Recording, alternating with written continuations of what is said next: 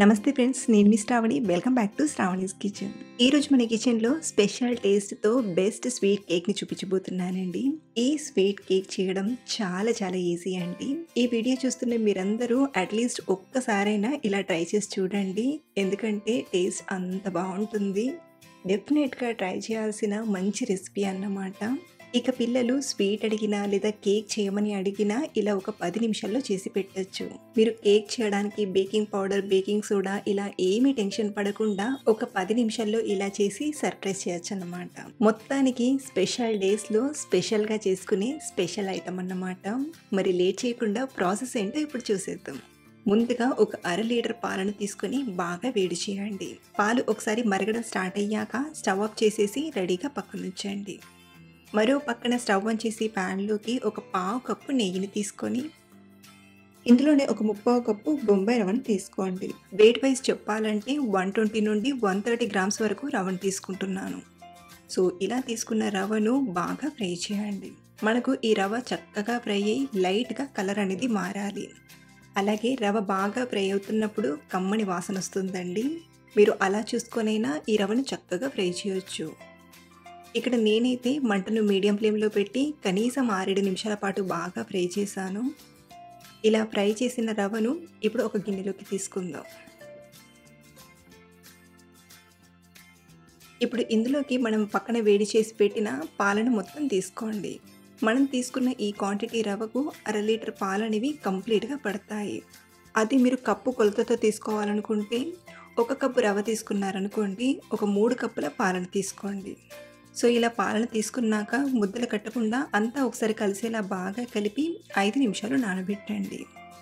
ఈలోగా మనం మరో పక్కన స్టవ్ ఆన్ చేసి మళ్ళీ ఇదే కడాయిని తీసుకొని మరొక పావు కప్పు నెయ్యిని తీసుకోండి. ఇందులోకి ఒక కప్పు చక్కెరను తీసుకుందాం. మనం ఏ కప్పుతో అయితే రవ్వను కొలిచి తీసుకున్నామో అదే కప్పుతో ఒక కప్పు చక్కెరను తీసుకుంటే సరిపోతుంది. వెయిట్ వైజ్ 200 గ్రాముల వరకు తీసుకున్నానండి. ఇప్పుడు ఇలా చక్కెరను ఒకసారి స్ప్రెడ్ చేసి మంటను మీడియం ఫ్లేమ్లో పెట్టి వేడి చేయండి. చక్కెర ఎలా అయితే వేడవుతుందో అలా మెల్ట్ అవుతూ కొంచెం కలర్ అనేది మారుతుంది. మనం ఈ చక్కెరను క్యారమెల్లా ప్రిపేర్ చేయాలన్నమాట. ఈ చక్కెర పూర్తిగా కరిగిపోయి కొంచెం గోల్డెన్ షేడ్ వచ్చేంత వరకు మంటను మీడియం ఫ్లేమ్లో పెట్టి ఇలా మధ్య మధ్యలో కొంచెం స్లోగా కలుపుతూ వేడి చేయండి. అలాగే మనం ఇలా వేడి చేసేటప్పుడు మంటను హై ఫ్లేమ్లో పెట్టకుండా తక్కువగా పెట్టి వేడి చేయండి. మనకు ఈ క్యారమెల్ అనేది మాడిపోతే టేస్ట్ కూడా మారిపోతుంది కాబట్టి ఈ చక్కెర కరిగిపోయి లైట్గా గోల్డెన్ షేడ్ వస్తే సరిపోతుంది. చూడండి, చక్కెర పూర్తిగా కరిగిపోయి బెల్లపు సిరప్లా వచ్చింది కదా.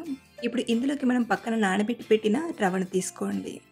ఇలా రవ్వను తీసుకునేటప్పుడు మంటను లో ఫ్లేమ్లోనే ఉంచి ఇలా మొత్తం తీసుకొని బాగా కలపండి. ఇలా మనం ఒకసారి కలిపేంత వరకు కొంచెం చిటపట అన్నట్టుగా అనిపిస్తుంది. కంగారు పడకండి. ఇలా ఒకసారి బాగా కలిపామంటే ఆ చిటపట అనేది తగ్గిపోతుంది. ఇలా మనం క్యారమెల్లో రవ్వని వేసి కలిపేసరికి మొత్తం కరిగిపోయి రవ్వకు బాగా పడుతుంది. ఇప్పుడు మంటను మీడియం ఫ్లేమ్లోనే ఉంచి ఇలా కలుపుతూ ఇది కొంచెం దగ్గర పడేంత వరకు ఉడికించాలి. ఈ స్వీట్ అయితే చాలా చాలా బాగుంటుందండి. నేను ఇంట్లో ఈ స్వీట్ని ఎప్పుడు చేసినా ఇంట్లో వాళ్ళు చాలా బాగా ఇష్టపడతారు. అప్పుడప్పుడు స్పెషల్ డేస్లో కూడా త్వరగా అయిపోతుందని ఈ స్వీట్ని చేస్తుంటాను. సో ఇలా రవ్వ కొంచెం దగ్గర పడ్డాక ఇందులోకి ఒక అర టీ స్పూన్ యాలకుల పొడిని తీసుకోండి. ఇక్కడ నేను స్వీట్ టేస్ట్ రావడానికి యాలకుల పొడిని వాడుతున్నాను. అది మీరు పిల్లలకి కేక్లా ప్రిపేర్ చేస్తున్నట్లయితే ఈ యాలకుల పొడి ప్లేస్లో వెనిలా ఎసెన్స్ని తీసుకోండి.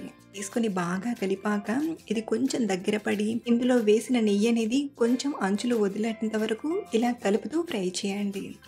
అలాగే ఈ స్వీట్ అనేది మనకు ఇలా లైట్గా ప్యాన్ నుండి సెపరేట్ అవుతుంది. ఇలా వచ్చిన కరెక్ట్గా కన్సిస్టెన్సీ వచ్చినట్లు. మరి పల్చగా ఉన్నప్పుడే మనం గిన్నెలోకి తీసుకున్నామంటే పీసెస్లా చేసేటప్పుడు కొంచెం స్టిక్కీగా అనిపిస్తుంది కాబట్టి ఇలా ఈ కన్సిస్టెన్సీ వచ్చాక గిన్నెలోకి తీసుకుందాం. ఇక్కడ నేను స్వీట్లా కాకుండా పిల్లలు ఇష్టంగా తినేలా కేక్లా ప్రిపేర్ చేస్తున్నాను. అందుకే కేక్ మోల్డ్ తీసుకున్నానండి. మీరు కావాలంటే ఇలా కేక్ మోల్డ్లో అయినా చేయొచ్చు, లేదా స్టీల్ ప్లేట్కి కొంచెం నెయ్యిని రాసైనా తీసుకోవచ్చు.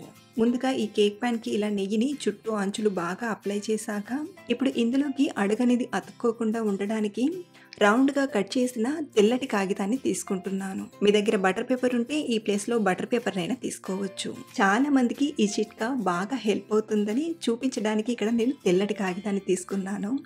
ఇలా మనం తెల్లటి కాగితాన్ని తీసుకొని కొంచెం నెయ్యిని అప్లై చేసామంటే బటర్ పేపర్‌లా అవుతుంది. ఉడికించేటప్పుడు బటర్ పేపర్‌ని నేనెప్పుడు వాడలేదు కానీ, ఇలా స్వీట్‌ని సెట్ చేసేటప్పుడు గిన్నెకి అతుక్కోకుండా ఉండడానికి ఇలా తెల్లని కాగితాన్ని అప్పుడప్పుడు వాడుతుంటాను. ఈ టిప్ మీకేమైనా యూజ్ అవుతే ఇంట్లో ఒకసారి ట్రై చేసి చూడండి. ఇందులోనే ఇలా సన్నగా చాప్ చేసిన కొంచెం డ్రై ఫ్రూట్స్‌ని తీసుకొని దీనిలోకి మనం తయారు చేసిన స్వీట్‌ని తీసుకోండి.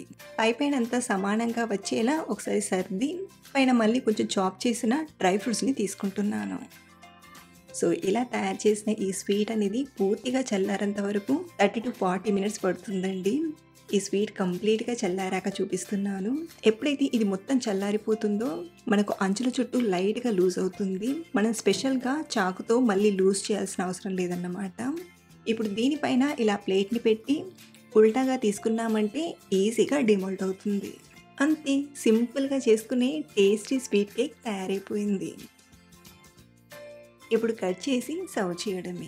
చూస్తేనే అర్థమైపోతుందండి మనం చేసిన ఈ స్వీట్ కేక్ ఎంత బాగా కుదిరిందో. మీరు కూడా డెఫినెట్‌గా ట్రై చేసి చూడండి. అలాగే మీరు ట్రై చేశాక మీకెలా వచ్చిందో కింద కామెంట్‌లో చెప్పడం మర్చిపోవద్దు. Thank you for watching.